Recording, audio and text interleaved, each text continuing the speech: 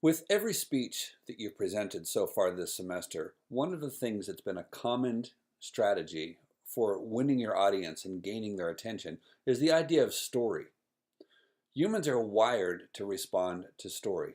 If you watch adults with young infants talking to them, the children light up at the sound of voice. And so the oral interpretation speech really maximizes that idea of strategic use of voice for the purpose of entertaining an audience. As you can see on your prompt, the oral interpretation is the reading and interpretation of literature through the use of voice and body. In our class, we will focus on how to strategically design the soundscape, so to speak, of your work, and also how to complement that with appropriate physical architecture that actually enhances the story that you're trying to present. The purpose of the speech is to help you develop the skills to tell a story effectively using a children's book as your text, with a focus on using gestures, facial expressions, body language, and vocal variety. We'll talk about those things. This speech is a read speech, which means everything that you are sharing, you will read directly off of a set of note cards that you'll create in class.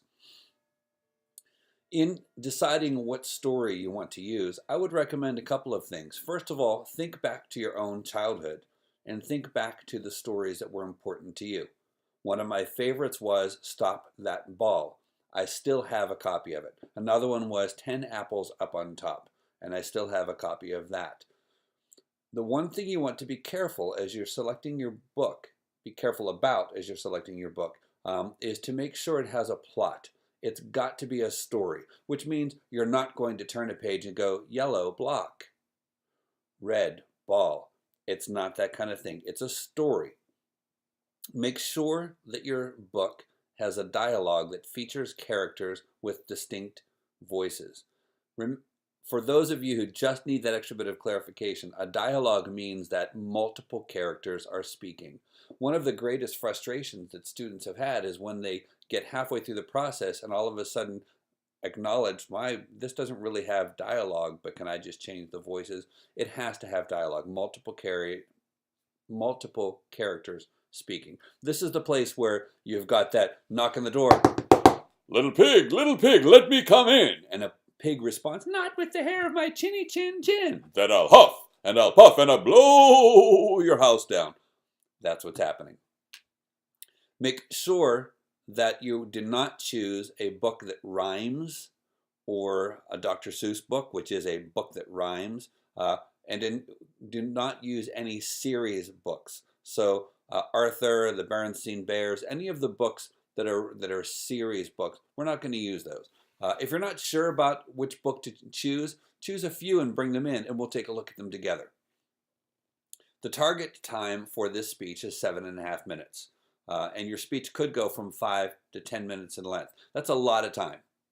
Please make sure that you practice your speech for time, remembering that when you're moving and you're pausing and you're overlaying vocal strategies to the story, it probably will take longer than it will take just to sit and read through it. We will be typing out your story, and we'll talk about that in class, so that we can cut it and put it into 3x5 or 4x6 cards with tape. And then we will annotate those to sort of decide how you want your script to be devised.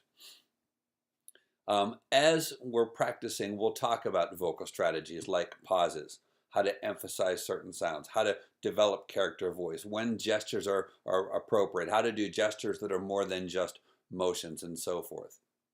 We'll practice together this idea of multiple voices and so forth. And quite frankly, as I think about the kids who are in our class, I think this is right in your all wheelhouse. There's such a sense of personality already in the class. If we can frame that and put it into the voices, we should have a very enjoyable experience.